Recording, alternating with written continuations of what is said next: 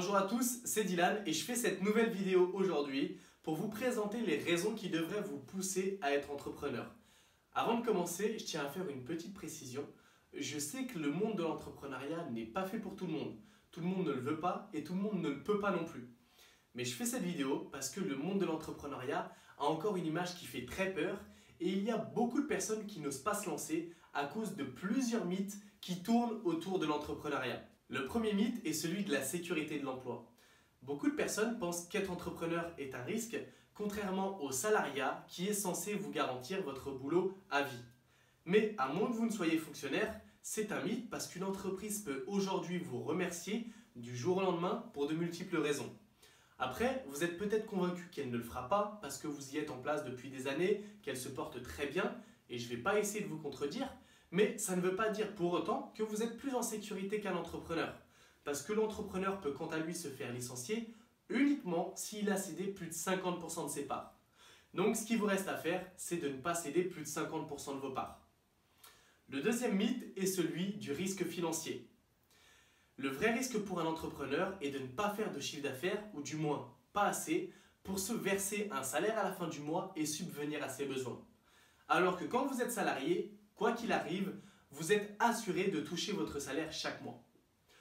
De plus, la vraie différence entre le salarié et l'entrepreneur, c'est qu'un salarié a le droit en France à une indemnité de chômage de 2 ans. Ce n'est pas le cas pour l'entrepreneur. Je sais que c'est une bêtise, mais c'est ainsi. Donc c'est vrai qu'à ce niveau-là, être entrepreneur, ça représente un risque financier. Je ne vais pas vous mentir pour vous faire plaisir, mais c'est comme tout dans la vie. Si vous ne risquez jamais gros, vous ne gagnerez jamais gros. D'autant plus que je trouve que ce risque, il est largement surestimé par la plupart des personnes parce que le créateur d'entreprise dispose de nombreuses aides pour justement réduire les risques. Il peut par exemple bénéficier de prêts à taux zéro ou d'allègements concernant les prélèvements fiscaux et sociaux. Pour vous donner quelques exemples, il y a le dispositif ACRE qui permet aux demandeurs d'emploi de bénéficier d'exonérations de cotisations sociales pendant 1 an sous certaines conditions. Il y a également le dispositif NACRE qui permet l'obtention d'un prêt à taux zéro et sans garantie, ce qui veut tout simplement dire que si vous êtes dans l'incapacité de le rembourser, vous n'avez normalement pas à le faire. Il y a également l'OSEO qui permet de garantir un prêt à la banque jusqu'à 70%. Donc si vous ne pouvez pas le rembourser, l'OSEO remboursera plus de la moitié. Pour vous donner un dernier exemple, il y a également la JEI qui permet aux jeunes entreprises innovantes de bénéficier d'allègements concernant les prélèvements fiscaux et les prélèvements sociaux. Après, bien sûr, c'est que des exemples et il en existe plein d'autres. C'est à vous de vous rapprocher d'une structure d'accompagnement pour voir les dispositifs qui pourraient vous aider. Je vous mets justement dans la description un lien qui va vous permettre d'accéder à différentes informations sur les structures d'accompagnement et sur les dispositifs qui pourraient vous aider dans la mise en place de vos projets. Donc pour conclure sur ce mythe du risque financier, certes lorsqu'on se lance dans l'entrepreneuriat, il sera toujours plus difficile de faire du chiffre d'affaires qu'une entreprise qui est en place depuis des années, mais vous allez justement avoir tous les dispositifs et toutes les aides pour contrebalancer la balance et réduire les risques parce que l'État français met tout en œuvre pour booster la croissance et favoriser le développement. Pour finir avec le troisième et dernier mythe qui est celui de la faillite. Quand on pense à l'entrepreneuriat, on pense de suite à la faillite, d'autant plus que les chiffres donnés par l'INSEE sont stables d'une année sur l'autre et font relativement peur. D'après l'INSEE, une entreprise sur 3 ne passe pas la barre des 3 ans et une entreprise sur 2 ne passe pas la barre des 5 ans. Donc c'est vrai, quand on voit ces chiffres, ça fait peur, mais faites énormément attention quand on vous donne des chiffres à bien les analyser. La question qu'il faut se poser, c'est de quel type d'échec il s'agit. La plupart des personnes, en voyant ce chiffre, vont penser que la moitié des entreprises font faillite au bout de 5 ans. Mais je vous le redis, faites énormément attention aux chiffres qu'on vous donne et à leur signification. Parce qu'une simple nuance de mots peut avoir une signification d'une différence énorme. Le chiffre rapporte ici le nombre d'entreprises qui n'existent plus 5 ans après leur création. Mais il n'indique pas le motif de cette fermeture. Personne ne dit que toutes les entreprises font faillite. Il y a d'ailleurs 3 chercheurs qui étaient étonnés que l'INSEE considère qu'il y ait autant de chances d'échouer au bout de 5 ans, pour être précis 52% de chances, qui ont mené l'enquête et ce qu'ils découvrent est très rassurant pour tous les entrepreneurs. Je vous mets justement le lien de cette enquête dans la description. Les chercheurs ont découvert que parmi ces 52%, 14% des entreprises avaient disparu pour des motifs sans lien avec la viabilité de l'entreprise. Par exemple, l'un des motifs évoqués est le changement de statut juridique. Parce qu'il faut y penser, ça va être une entreprise qui va disparaître, mais pour renaître sous une nouvelle forme. Donc certes, il y a une fermeture d'entreprise, mais il faut analyser le chiffre qu'on vous donne parce que ce n'est pas un motif qui est en lien avec la viabilité de l'entreprise. Il y a d'autres motifs comme des problèmes de santé, l'acceptation d'un poste de salarié, le départ en retraite. Donc aucun de ces motifs sont en lien avec la viabilité de l'entreprise. Ce qui fait qu'on a plus 52% de chances d'échouer, mais 38%, soit un petit peu plus d'un tiers au lieu de la moitié, ce qui est déjà plus rassurant. Et ça le devient encore plus quand on analyse ces 38%. Parce que parmi ces 38%, plus de la moitié déclarent avoir arrêté leur activité sans déposer de bilan. Et il y a seulement 40% des entreprises qui déclarent avoir arrêté leur activité en ayant déposé le bilan. Ce qui fait qu'on a plus 38% de chances d'échouer au bout de 5 ans, mais 15,2%. Donc vous m'avez bien entendu, 15,2% au lieu des 52% que déclare l'INSEE.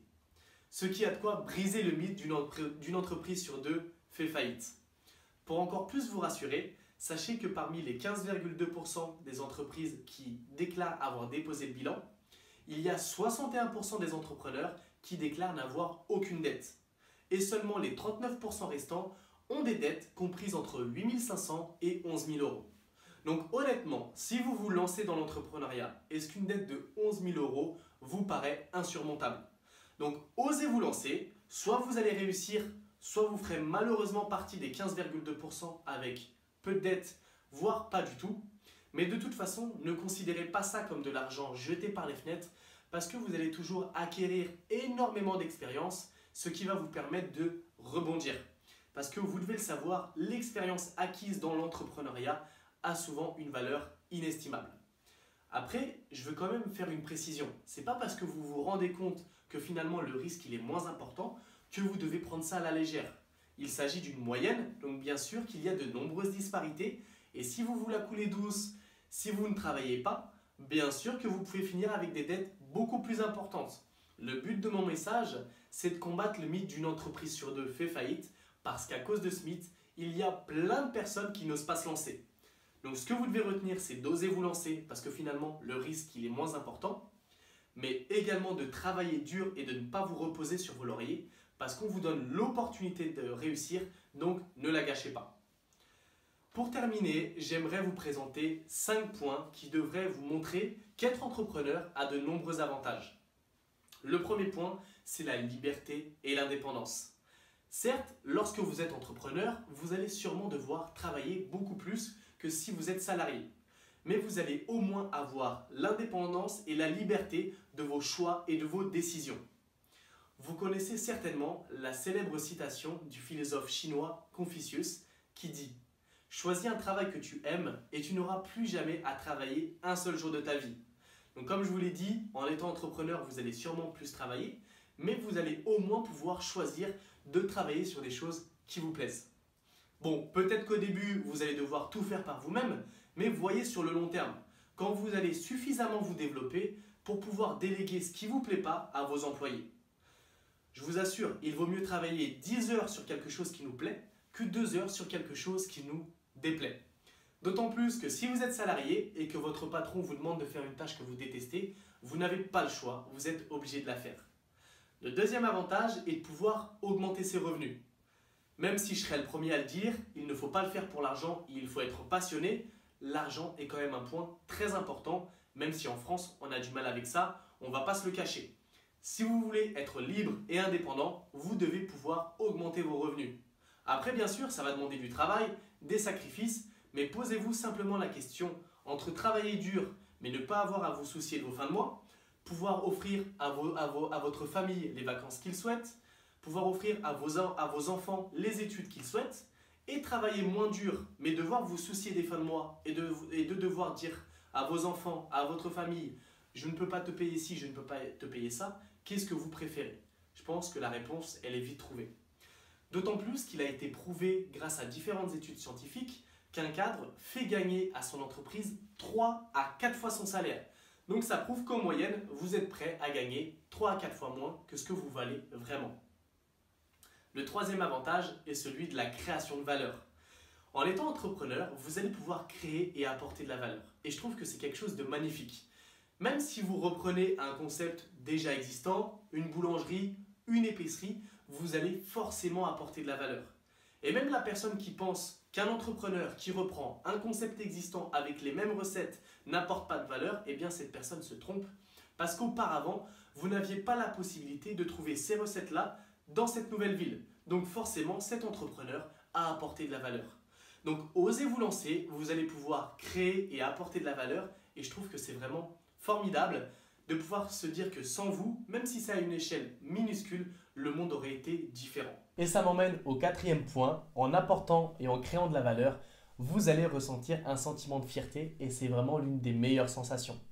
Même si vous êtes modeste, ne pensez pas que ce sentiment n'aura aucun impact sur votre bonheur. Parce que toutes les personnes au monde ressentent un sentiment de bonheur lorsqu'elles sont fières de ce qu'elles ont accompli.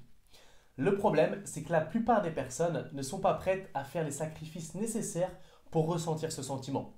Donc moi, ce que je vous conseille, c'est de commencer par faire de petits sacrifices qui vont vous permettre de commencer à ressentir ce sentiment.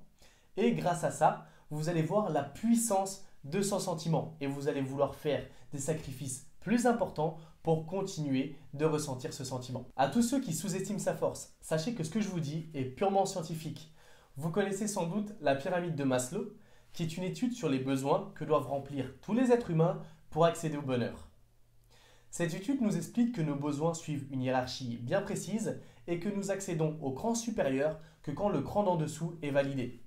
Donc bien évidemment, le premier cran est celui de nos besoins vitaux, boire, manger, etc. Parce que quelqu'un qui ne remplit pas ses besoins ne va pas se soucier de sa fierté. Mais est-ce que vous savez quel est le cran qui arrive tout en haut de cette pyramide? Celui qui permet d'arriver à l'épanouissement personnel. Eh bien, ce n'est autre que l'accomplissement personnel et cela passe par la fierté d'avoir accompli des grandes choses. On arrive au cinquième et dernier point qui est sans doute le plus important, c'est qu'on a tous des rêves et des envies.